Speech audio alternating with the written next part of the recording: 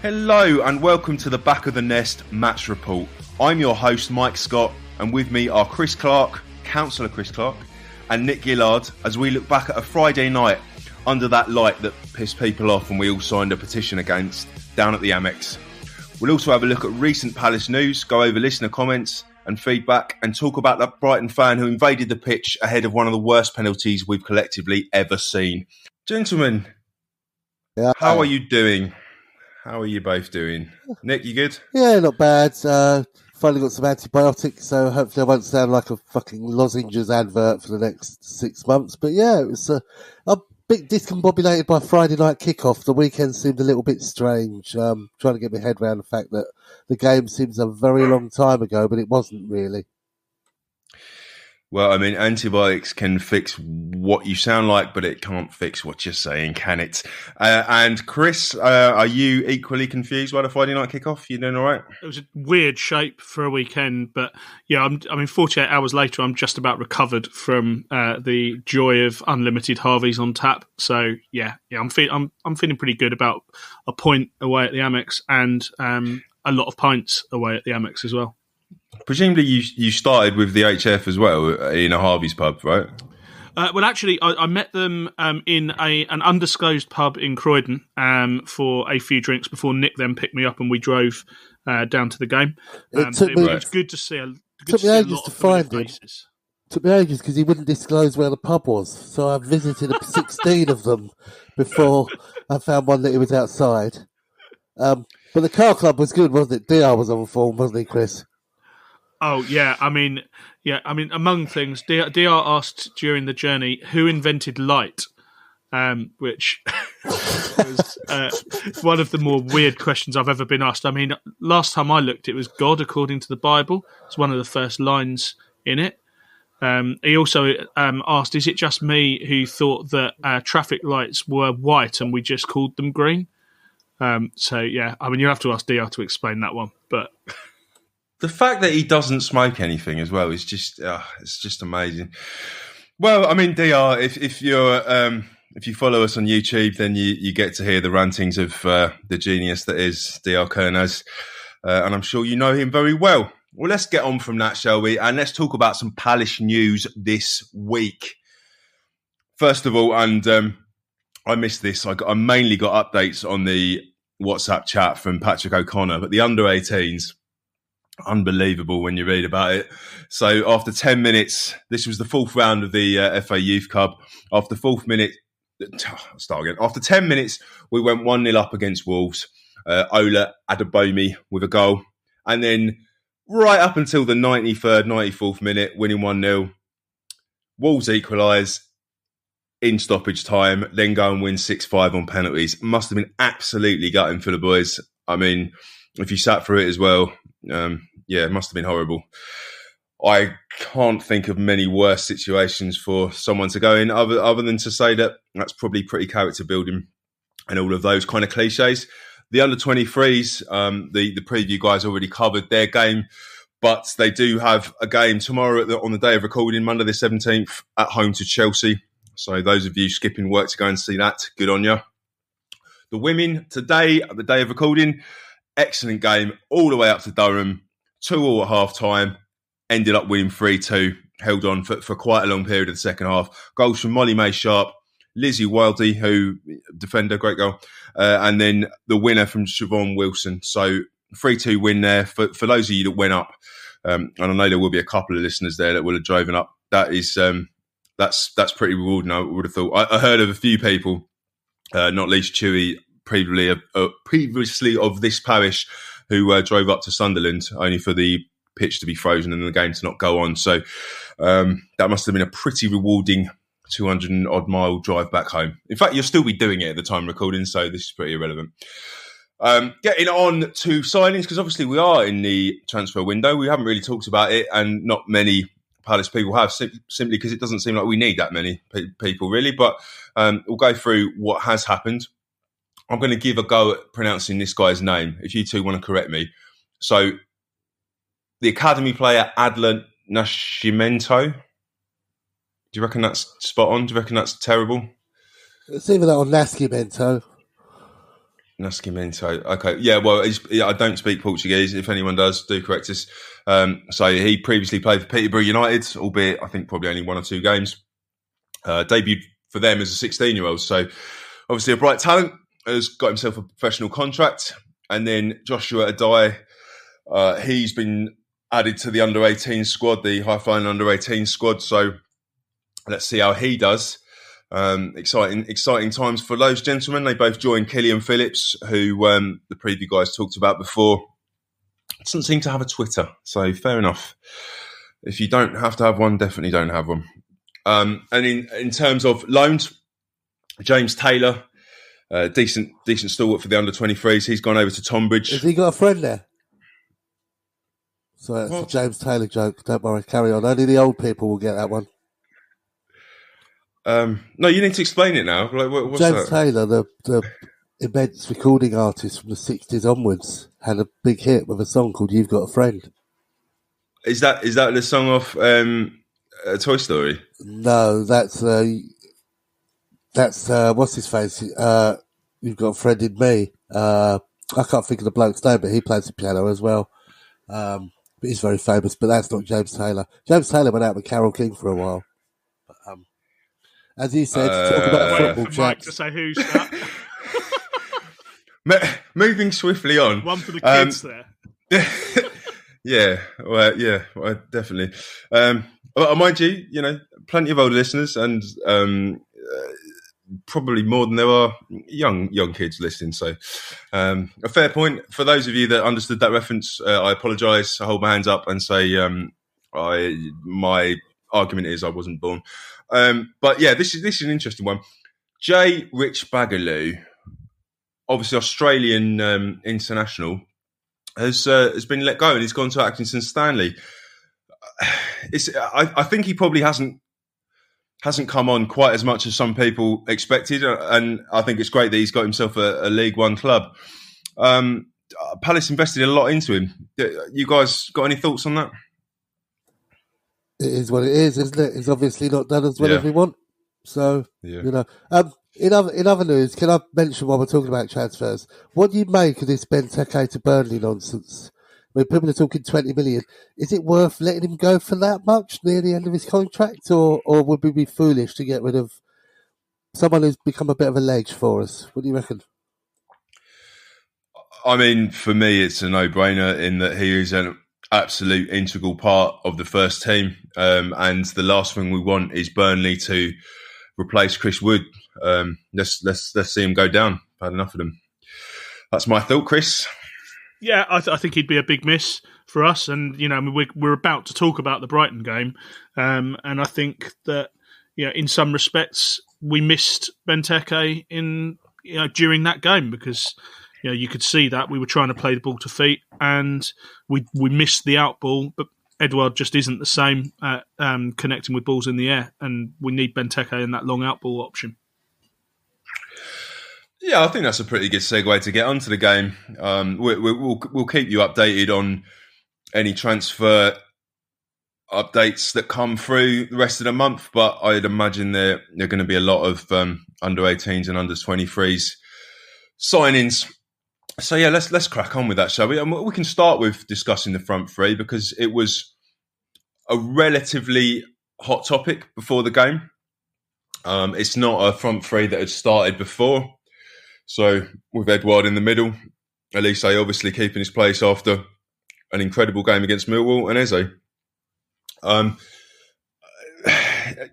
I think we can bring up what the front players have different in their armoury.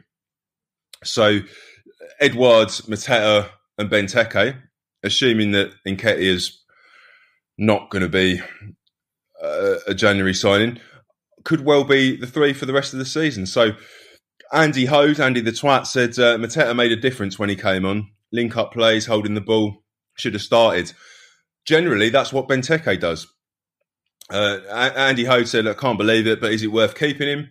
What is it that those three players have that the other two don't? I mean, start with Mateta, go with you, Nick, and then we'll see what Edouard did, and then we'll touch on Benteke again. Well, he kind of became a bit of a scapegoat, didn't he? And we were saying, the only thing he's ever Mateta did. Yeah, the only thing he's ever done for us is score that cheeky goal against Brighton.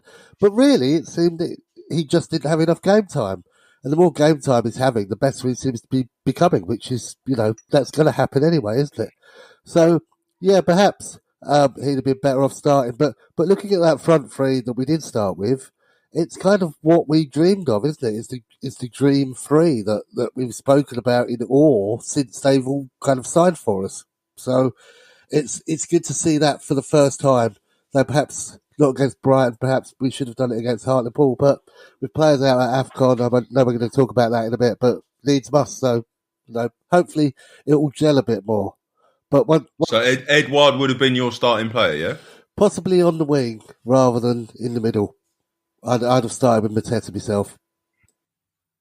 So Edouard and Mateta and Eze? Eze, I think, is better in a cam position further up the pitch, but not on the wing. A cam position. Your thoughts, Chris? Touch on what Edouard brought and what Mateta brought. Well, on paper, this is a really exciting front three.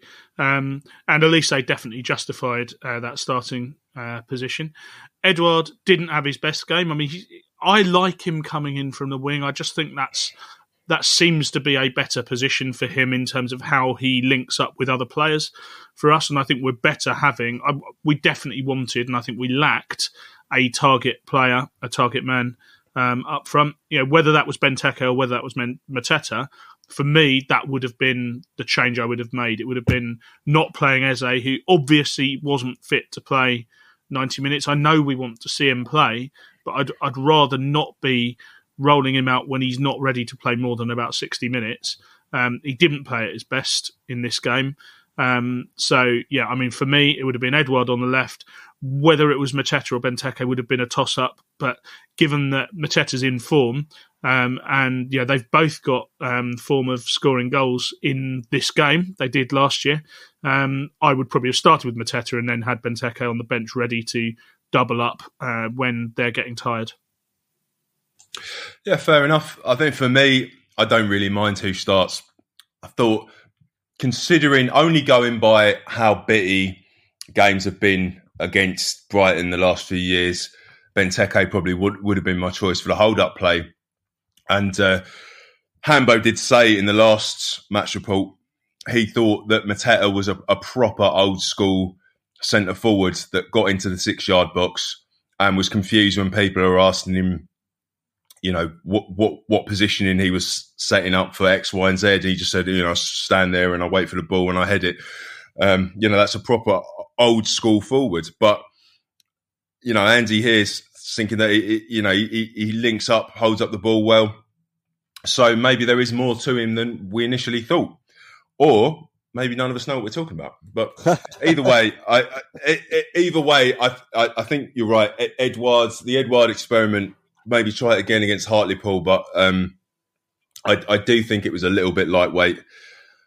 Needs someone with a bit more grit to hold up the ball. And the other thing is, what could any of them have done when we got 3 shots in, didn't have any set pieces, very few corners? I think they were all fighting a fairly losing battle. Yes. Interestingly, the story about Mateta going to St Etienne seems to have quieted down a bit, which is good as well. So I'm quite happy about that. I'd be quite happy to keep him. Well, I mean, let's just mention Jerry Cole's comment on Facebook. What's your feelings and thoughts about Palace signing Mateta permanently? I guess that's yours, Nick. Quick one from you, Chris. 100%. Yeah, I think it's a no-brainer.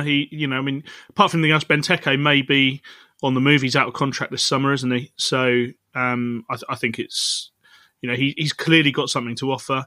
Let's get to the end of the season and see how he's done. But if he carries on playing the way he is, then I think we absolutely should snap him up.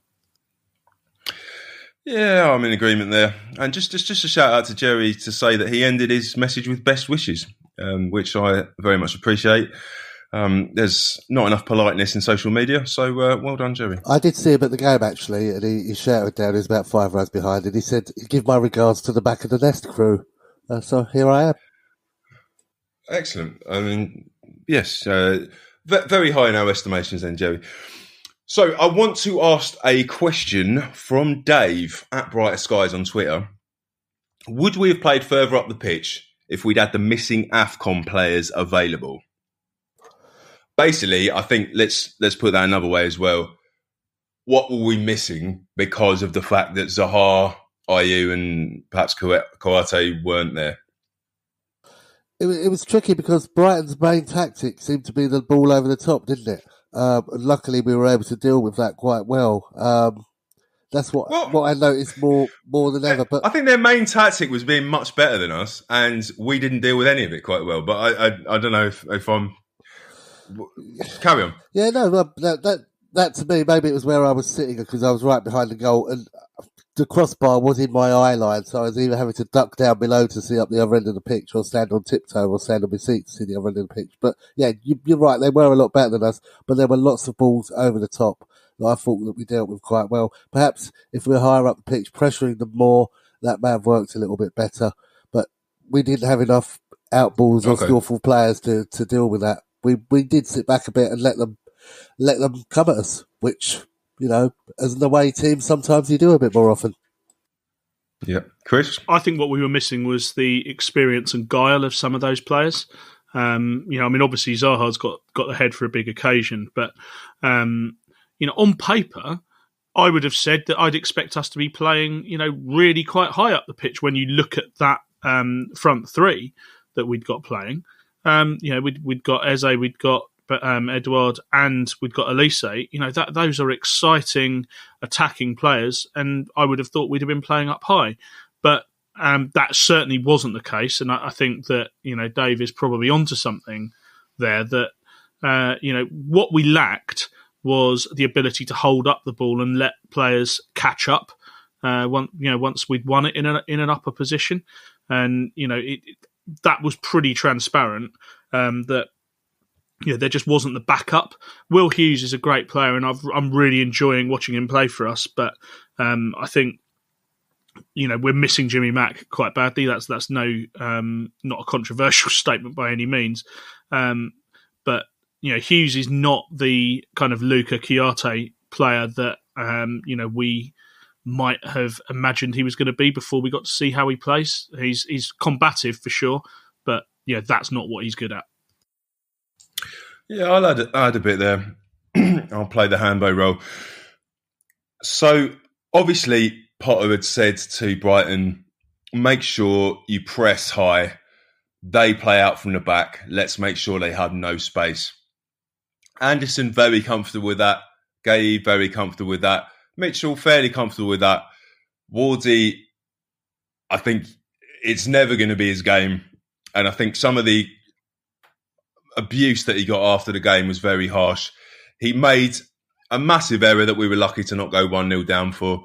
And he seems to have been asked to start headering the ball, pass headering, which doesn't seem to suit him. I counted 3 times where he lost the ball in a bad position by headering it to try and get it to one of our players. So they only had to hit the weak spots of this passing game to stress everyone out. And once we'd lost the ball a couple of times early on from simple mistakes, then everyone was on edge. Not to mention the fact that, Butland had a pretty bad game against Millwall. So, new back two with a new keeper, it's always tough. So they exploited that. And as the game went on, it was clear that we didn't have an answer for it. I'm not sure that playing further forward would have made that much difference unless we literally not decided to play our normal game. And that's not the way Vieira's going to go. So I think when we get Ferguson in, those missing pieces, 4 players that are comfortable playing it slowly from the back, that'll be fine. Yes, we missed out a few options to hold the ball up and ones to run forward. There was points in the game again when Elise was great at that. And then other times when it didn't happen for 20 minutes at a time. And I think that's probably why Elise is majority of the time still a substitute in the moment. We're missing Zaha. We've discussed it last pod about, is this the first time that we've got a properly decent Palace squad without Zaha? Yes, but it's still in progress. It's still only one transfer window in. So we're playing the type of football we are, and there's still limitations. I think Palace won't make those mistakes again because obviously other teams now will just watch what Brighton did.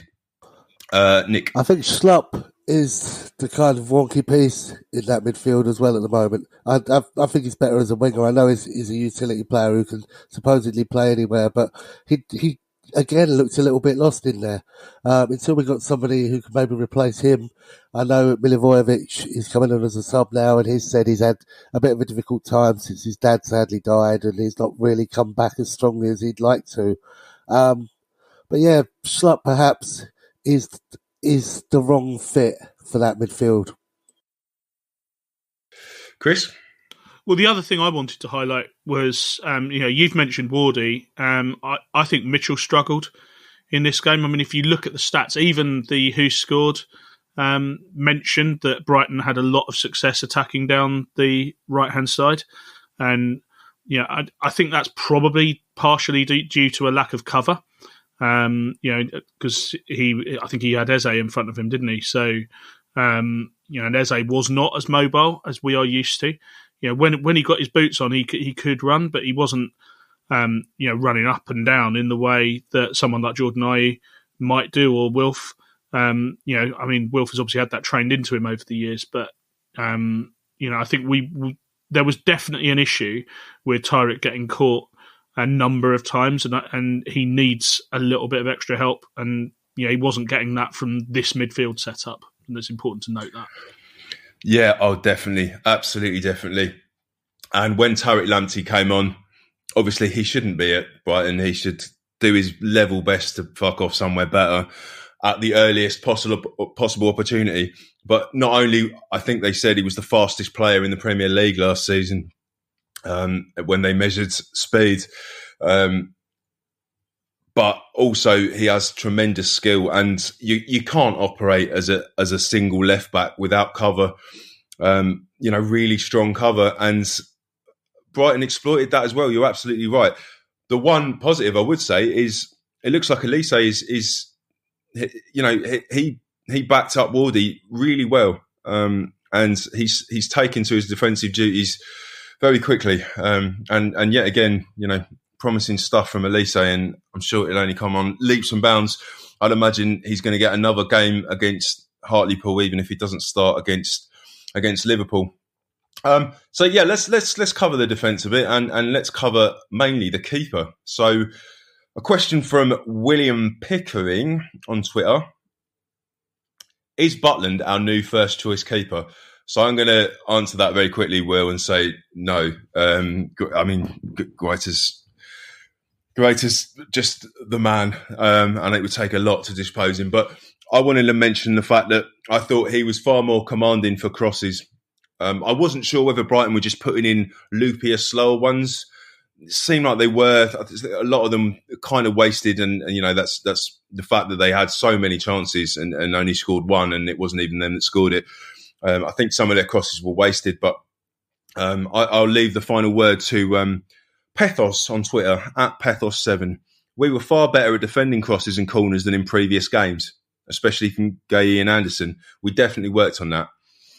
I think a lot of that is that Butland came out and took the ball, and he was happy to punch as well. So from in the ground, your thoughts on Jack Butland? Right. Start with you, Nick. Yeah, right from the off, he had the backing of the support behind that goal. They were chanting his name straight away, and even more so. It was good that he was forgiven for his Millwall mistake, and I think it was somebody said in the last show that he'd actually gone. I think it might be you, Mike, that said he came up at the end and sort of apologised to the fans. Yeah, he did. Yeah, he had the support right behind him, and I think that helped him with his confidence because he pulled off some absolutely fantastic saves. And after the first save, I think he just grew in confidence, and he knows he's fighting for a place, and he knows that he can't be making any more mistakes. So it was a good performance, and just as good, if not better, than some greater performances we've seen. So yeah, all power to him. Okay, and Chris, talk about the workings between the back pairing and Butland. They seemed stronger for set pieces, and Brighton had a metric shit ton of corners. Yeah, that's absolutely true. And obviously, I mean, we're going to. I suppose we always end up saying these kinds of things. Oh, we're going to come on to this. Let's talk about the goal straight away. That they scored. That was actually scored by them and then disallowed. Butland had both hands on that. And it's important to note as well that I think that even if there hadn't been a foul on Butland, there was actually a foul on Andersen earlier than that, because I don't know who the Brighton player was, but he had his arms absolutely all around Andersen, and that was why he beat him to the ball. Because I was looking at it from a critical point of view of, has Andersen failed to win a header there?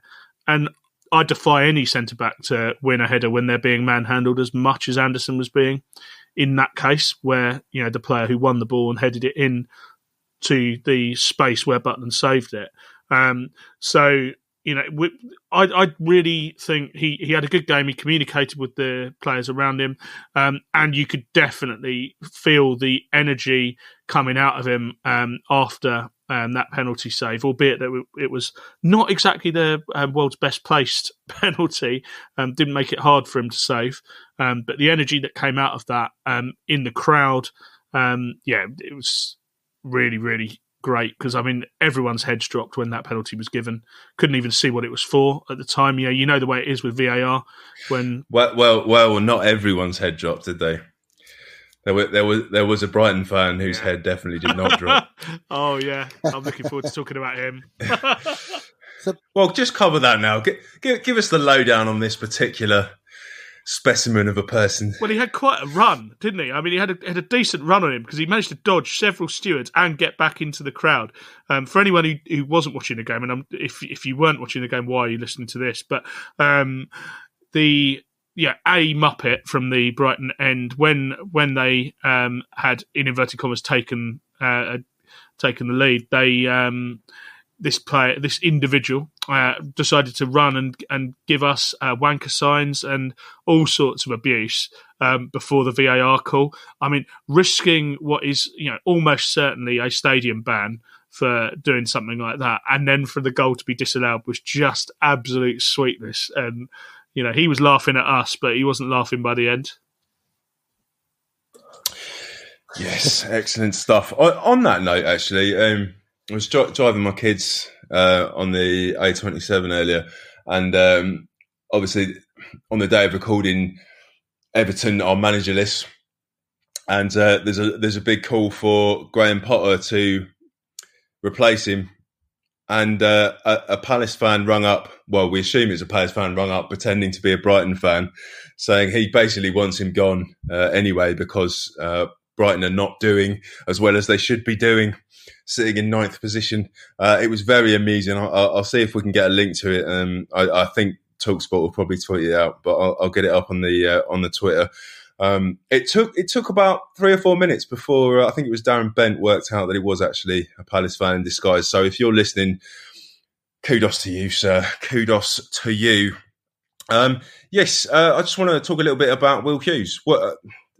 We've seen him for a few games now. He's becoming a firm fan favourite. What did he add in that game? Did we at least have a little bit of stability from him, as opposed to, say, if Luca had been starting? Well, the first thing Luca did when he came on as a sub was a brilliant sliding tackle, so I'll give him a bit of kudos for that. No, Hughes has definitely bought into the Palace way. He's got a little bit more... What do you mean by that? Well, his face when he comes up to the fans at the end. He just, he just seems to get us. I think he loves playing for us. I think he loves our fan base. And I think he'll become a legend for us, like another Hughes. You come from Watford. It's a low bar, isn't it? I mean, yeah, I know, but it's been around. He's still quite young, and the fact that he was so young when he started, it seems like he's been around for donkey's years when he was first playing for Derby. But no, he just seems to be getting into the opposition's faces. He can be quite skillful when he wants to be. He can rile up the opposition when need be. And he seems to G everybody up really, really well. I mean, he could possibly be on for the armband in next season or the season after. I could really see Well, that. would he work alongside Macca? Chris? Well, we'll have to see as to whether it will work with Macca. But I mean, I think we've all envisaged him as the successor figure. But he's going to be quite difficult to dislodge now because he's got bite in the tackle, he's got a good pass on him, and actually, I mean, we're not going to talk about the goal yet because there's other things to talk about. But Hughes' contribution to that goal, not just in terms of his pass, but in calling and communicating with others during the move, is really, really impressive. Let's talk about it now. It's nothing to do with the fact that I forgot to put it on the show, Doc. Nothing to do with that at all. Let's just talk about it now. Okay, well, talk us through it. Well, so I noted this down. We have the ball really early on down the right hand side. Gallagher's got the ball. Elise's involved. Ward, and he then starts moving right into the centre of the pitch. I mean, Joel Ward roving into the centre of the pitch, plays a ball to Mateta. It comes back to Ward. Hughes is then urging him to pass it upwards. So it goes to Mitchell. Hughes gets the ball, passes it up to Schlupp in the box. Schlupp on the byline does a great job to turn it central. Gallagher takes one touch and passes it into the net, really, into the only space that was available. Absolutely fantastic team goal. I think one of the questions that came in on Twitter, I'll need to scroll down to it, was, is that going to be goal of the season? I mean, I think it's got to be in the running for our goal of the season. And if it's not recognised in that kind of top 10 match of the day montage at the end of the season, it's a travesty because it really is an impressive team effort. As soon as we saw Wardy with the ball in the box, I kind of knew we were going to score. Did you, Chris? It just felt inevitable. But what was it, 20 passes up the pitch? Brighton didn't have a clue. And it's annoying that we couldn't play like that for other spells during the game. It was the only time that we really had that much cohesion, wasn't it? But yeah, it was a special goal. And I've never known limbs like it at football. Absolutely doolally. DR disappeared for about 3 minutes. I had a bloke, must have come from about 3 rows behind me, flew over my head and landed 2 rows in front, and he just got up and grinned like a Cheshire cat. It was absolutely doolally, and I've watched lots of videos. I've never experienced anything like it. So God knows what it must have been like in the playoff when Wilf scored. Well, Nick, all I will say is that cocaine is a hell of a drug. Stephen Sheffield has said, how likely is that goal to be a goal of the season? He's put, there's team goals and then there's that. Every player touched the ball at some point, total football. I mean, I doubt it because it'll probably go to Mo Salah or something. I would say there was an excellent goal from Everton as well at the weekend. Overhead bicycle kick from, what's his name, with the bleached blonde hair. Yes, I thought it was an excellent goal. I think Ayew's one against West Ham was more of my favourite, but it was very special, and obviously going against the run of the play more than any other game I think I can ever remember. Ayew's was individual skill, though. I mean, the one I most liken it to is when we beat Liverpool with a Gegenpress a few seasons ago. That goal there. I think that was very similar, although that was more of an on the break goal. This was measured 1 or 2 touch. Yeah, that's the difference. That's the difference. It was just very, very well orchestrated, with each player playing a really important, crucial part and knowing what they were doing. So yeah, and just that image of the young Chelsea lad, his name's gone, Gallagher, just standing with his arms out wide on the advertising hoarding. He's only there for a couple of seconds, but it made a great photo. And then you had the young Palace chap running around and dodging the stewards and then swan diving back into the crowd quite well. Unfortunately, he was still in Brighton at 3 a.m. being questioned about it, which is a shame. Well, probably worth it in years to come. I just want to, before you speak, Chris, I just wanted to say, if you haven't seen Gallagher's post-match interviews, well worth a watch. He's so, what's the word I'm looking for? He plays down his part in it, just saying he's doing what he should do, and then gives credit to everyone else, which is pure class. Chris? I mean, the two stats I just wanted to draw out were total shots. Brighton had 19 shots to our 3, which is telling, and the possession was 63% for them, 36% for us. So, it was back to, I'm not going to say back to Roy, but it was a more conservative approach to this game, and it's just worth, flagging that up.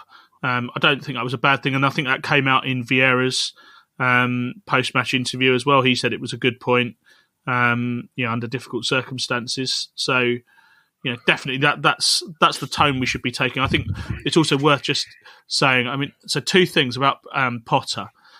I really struggle with Potter because I always forget what his first name is, because it's Graham Potter, isn't it? Graham Potter. But I always think, and I've actually talked about him, I'm possibly not on this podcast, but definitely in public before, I've talked about him as Brian Potter. And Brian, that's the guy from Phoenix Knights, isn't it? It is, yes. Brain Potter.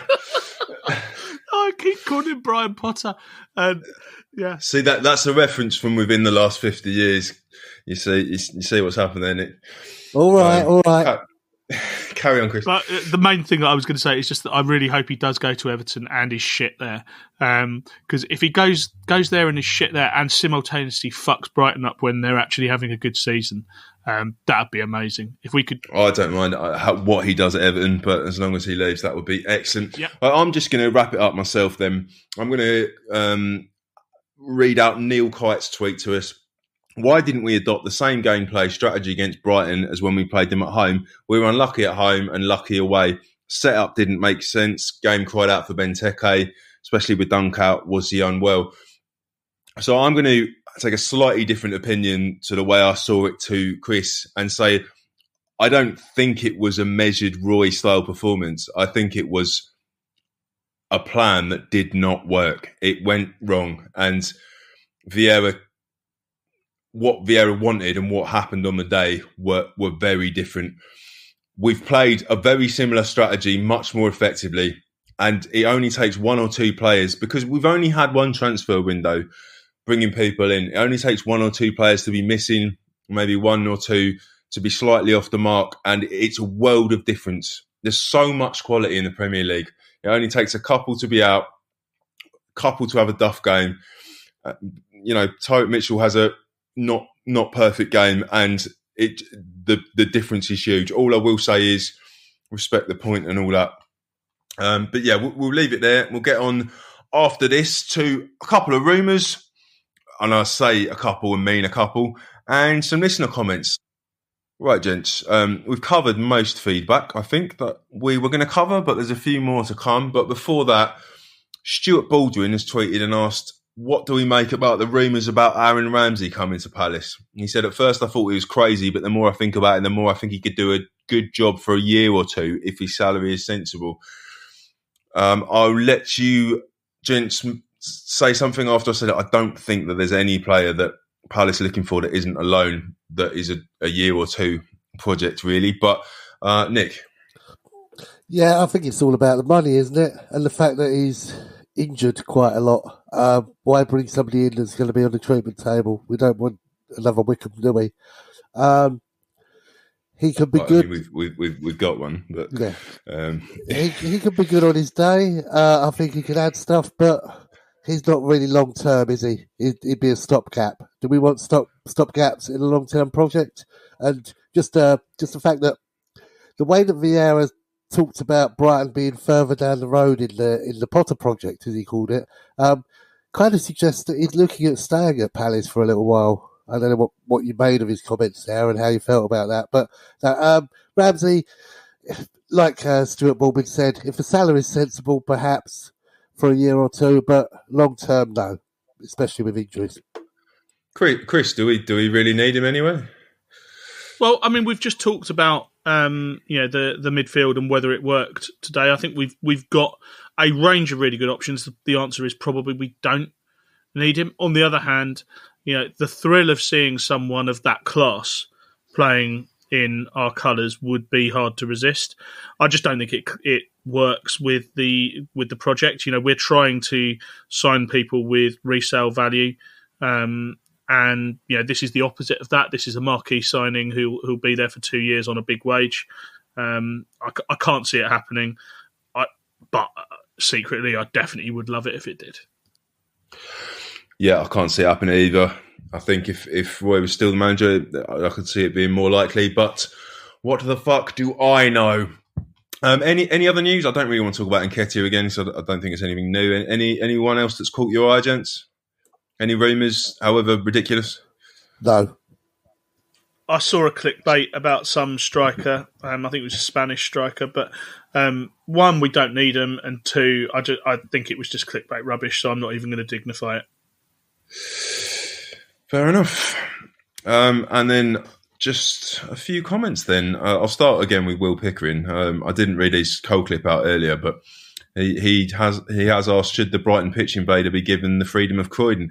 Absolutely. It should turn up. He should wear one of those ridiculous sort of head and cloak things that Hodgson wore. They should be given a fuck off massive key. Right. Tim Beard. Why isn't there an international break for AFCON? It's got a far bigger impact on the league than England versus San Marino or somebody. Yeah, I mean, would we be saying that if it was a win? I don't know.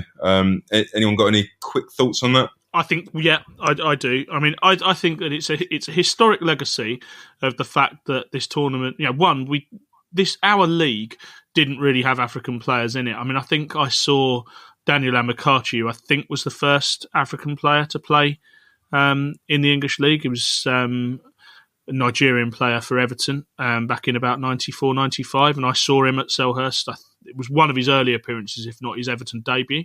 Back in the day, an African player in the Premier League was news. Now it's absolutely not. In fact, lots of the top teams have a significant number of African players, and they're some of the best players in our league. And I think it should be taken seriously, the same as other tournaments should. We've had the conversation already, I think, about, why. I think Watford tried to. In fact, they did stop one of their players from going, didn't they? And that's indicative of the fact that tournament's not taken seriously, which it should. They really did. It was amazing. So they talked about it on the preview pod, but their player Dennis wasn't allowed to go to Nigeria, and then to read the comments from Nigerian fans was amazing. Every Juju man that they possibly could mention, they all said, "Oh, I spoke to my Juju man. You got bad juju. He's gonna get you relegated." And I ended up in this rabbit hole looking about the history of juju and magic, and it was amazing. I learned loads. Awesome. Yes, Watford scum. Carry on. Yeah. So I mean, the end of that point was just really in future, given that this tournament now happens every 2 years, and they're threatening to make the pointless European Championships every 2 years as well. If they're going to have an international break for the European one, they should have an international break for the African one, because it has every bit as much of an impact on lots of teams in the Premier League. So the Premier League needs to get its house in order on this. I mean, yeah, it's difficult because if they're historically not at the same time and then COVID's messed it up as well, it's not easy. If they could all be aligned at the same time, I mean, that's the obvious answer, but you got a Southern Hemisphere and Northern Hemisphere problem, haven't you? Yes, I don't think that a pod as humble as ours is going to give you an answer there, Tim. Mark Collins, does Riedewald have a future at the club? Decent on the ball, and therefore you'd think of Vieira type of player, but he hasn't really had a look in. Nick, does he have a future at the club? He seems to be the man that bounces back in every situation. Yeah, he's bulked up a bit, hasn't he, since we last saw him last season. I saw some rumours last week saying that he might be off. I hope not, because he can be quite good at times. Who knows what goes on in training, though. Is that rumour basically from the fact that the Riedewald T-shirt, which is really rubbish, in the Palace shop has gone down to 10 quid? Is that where it comes from? It might be. It might be. How much is the James McArthur Pophead? We were talking about the Max Meyer one, weren't we, in the car, because it's life size. We were, Nice. yeah. Those they've hardly got any of them left in stock. It's basically players who've left. The James McCarthy one is still there for £1 on the club shop if anyone wants one of those. And also the fact that Guess Who is now really, really cheap because none of the players in that game feature for our team anymore.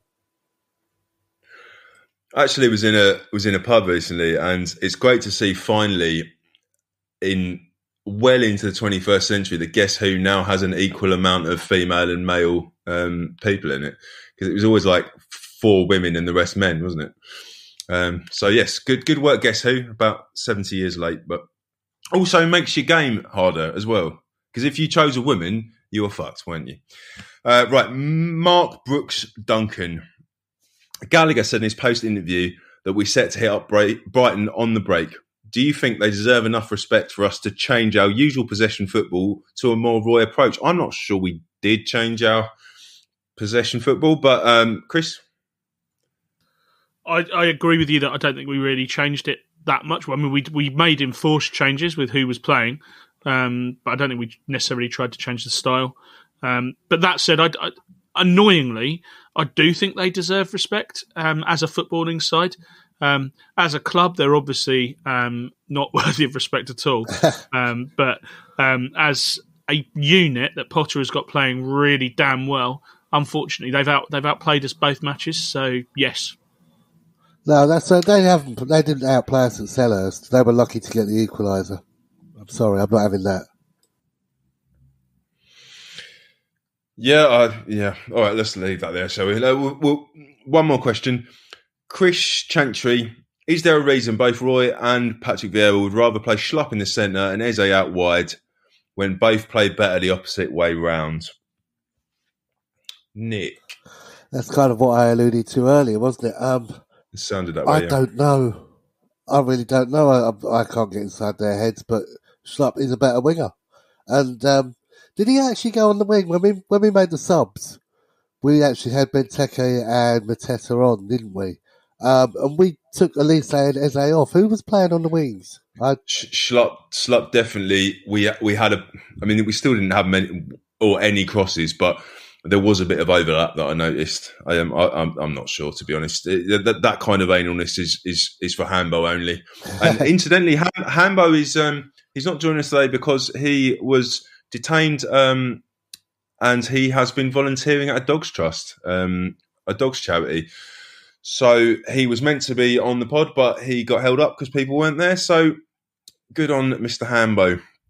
Right, let's finish with a few forward reviews. I'll read them out and then say some last words, and we shall do one.